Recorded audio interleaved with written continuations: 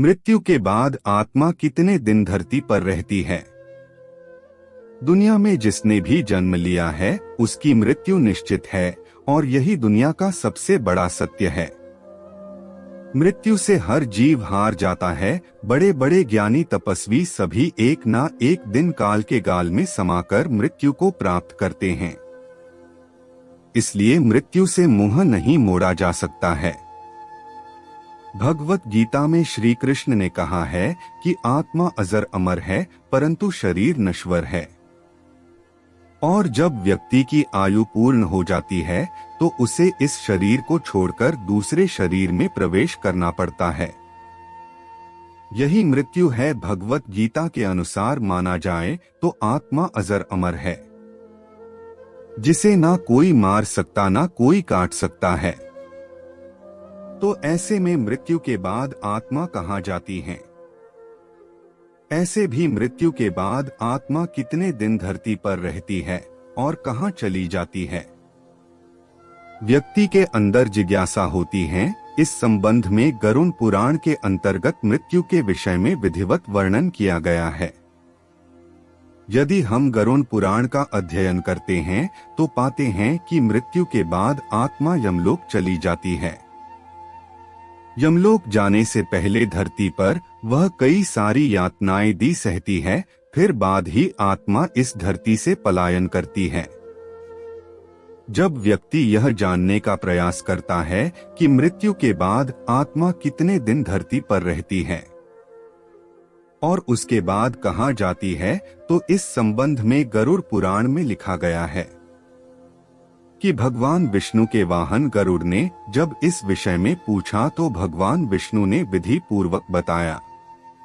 भगवान विष्णु ने अपने वाहन गरुड़ को बताया कि जब कोई व्यक्ति इस दुनिया से मृत्यु को प्राप्त करता है तो 47 दिन तक वह इस धरती पर निवास करती है और 45 दिनों के अंदर उसे कई प्रकार के कष्ट, दुख और दर्द दिए जाते हैं। उसके बाद ही आत्मा यमलोक की ओर प्रस्थान करती है।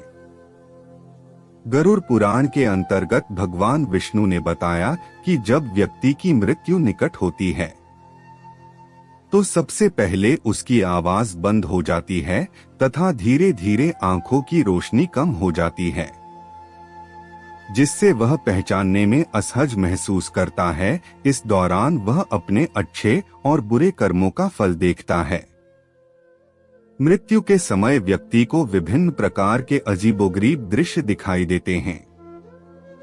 उसे कभी कभी लगता है कि उसके सामने कोई दूत के रूप में खड़ा है जो उसे डरा रहा है। इस दौरान उसकी सभी इंद्रियां कमजोर हो जाती हैं। इस तरह से पल पल मृत्यु के निकट आते हुए व्यक्ति के अंदर डर भर जाता है और जैसे ही आत्मा शरीर को त्याग आती है तुरंत यमदूत उसे अपने पास में पकड़ लेते हैं और सीधे यमलोक की ओर रवाना हो जाते हैं। गरुड़ पुराण के अनुसार इस धरती पर 2 प्रकार की आत्माएं निवास करती हैं, जिसमें से एक पुण्य आत्मा होती है और एक दुरात्मा होती है। ऐसे में यदि पुण्य आत्मा दुनिया को छोड़ती है तो भगवान अपने वाहन से स्वर्ग ले जाते हैं, लेकिन दूर आत्मा को यमलोक भेज दिया जाता है। जो आत्माएं अधर्मी, पापी और नीच होती हैं, उनको यमदूत यमलोक ले जाने के लिए ऐसे रास्तों से गुजारते हैं। इसी तरह की जानकारी पाने के लिए हमारे चैनल को सब्सक्राइब करें और वीडियो को ज्यादा से ज्यादा लाइक करें। और आपके मन में कोई सवाल हो तो कमेंट जरूर करें। धन्यवाद।